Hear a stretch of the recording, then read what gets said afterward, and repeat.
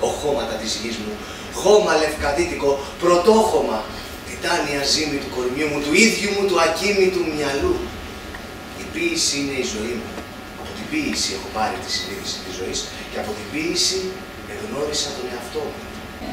Τα ψέματα και την υποκρισία των ανθρώπων των μητροπολιτικών πόλεων, τη μεγαλομανία της Νέας Υόρκης, την πολυτελή, αποπληκτική, πανιάκριβη μόδα του Παρισιού έζησα στο μάξιμουμ.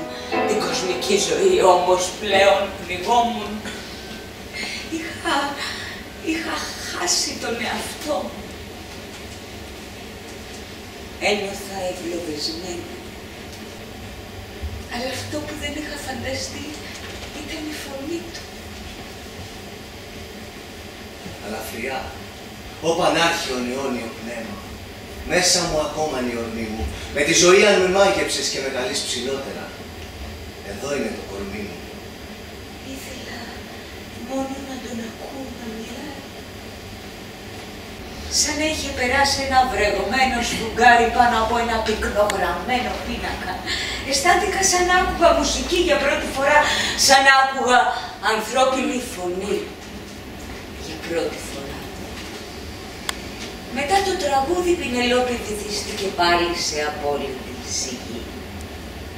Έπειτα από μέρες συναντηθήκαμε στο σπίτι μου, περπατώντας στο... Πρέπει να σχηματίσουν ένα συμβούλιο, έναν πυρήνα για την προστασία όλων των ανθρώπων από τον φανατισμό και τον εγωισμό. Και αυτός ο πυρήνας θα πρέπει σταδιακά να μεγαλώσει και να γίνει ένα πανεπιστήμιο που θα προωθεί τη μελέτη των παγκόσμιων αληθιών και θα διδάσκει την εφαρμογή τους. Αυτή η πρωτοπορία των διανοούμενων, των οραματιστών, των αδέσμευτων, των επιστημόνων θα συναντηθεί όταν καταφέρουν να συνομιλήσουν πάνω από τη βοή των διχογνωμιών και θα σημάνει το σάλπισμα της συμφωνίας όταν θα κοιτάζει ο ένας τον άλλον στα μάτια και ο καθένας θα μπορεί να δει τον εαυτό του στα μάτια του άλλου. Αλλά το καταπληκτικό φως που μέσα του έπλεε από τη μία και το αχανές που μέζωνε ολόγυρα από την άλλη και η μονοτονία της ειρήνου και η έλλειψη κάποιου χρώματος έκαναν την ψυχή μου να φέρνει όλο ένα μπρος στα μάτια μου τη φύση και τη βλάστηση της Ελλάδας με όλα τα χρώματά της.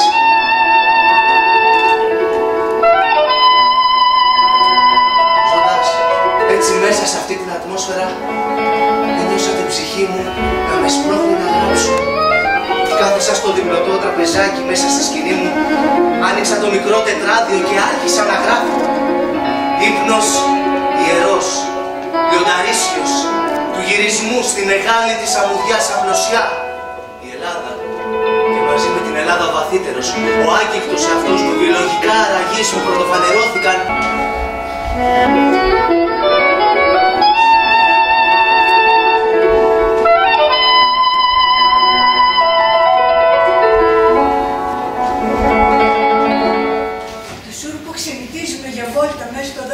Ή περιμένουμε να νηφορήσει το φεγγάρι για να το απαντήσουμε με το βαρκάκι κατά μεσής της θάλασσας.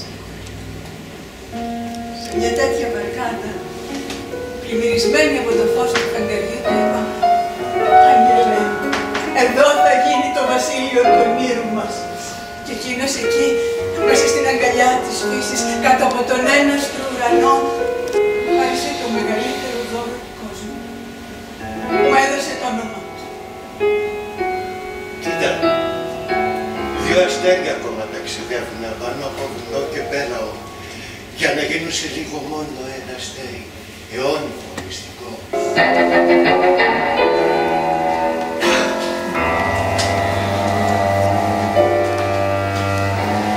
Ύστερα από μερικές μέρες, στις 27 Φεβρουαρίου 1943, ήρθε η τραγική είδηση.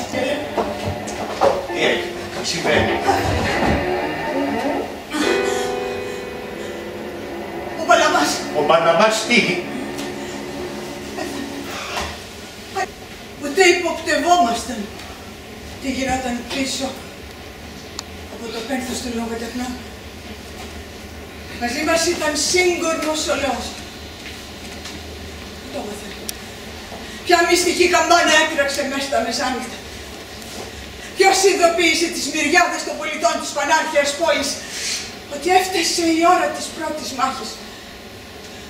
Είδαμε τα πλήθη, μείναμε άφωνοι.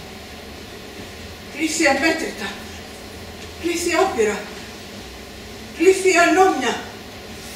Σεις όμως ο λαός φορτώθηκε το αγέροχο πένθος του, όπως τέριαζε σε ένα τέτοιο νεκρό, σε μια τέτοια ώρα, σε μια τέτοια πόλη.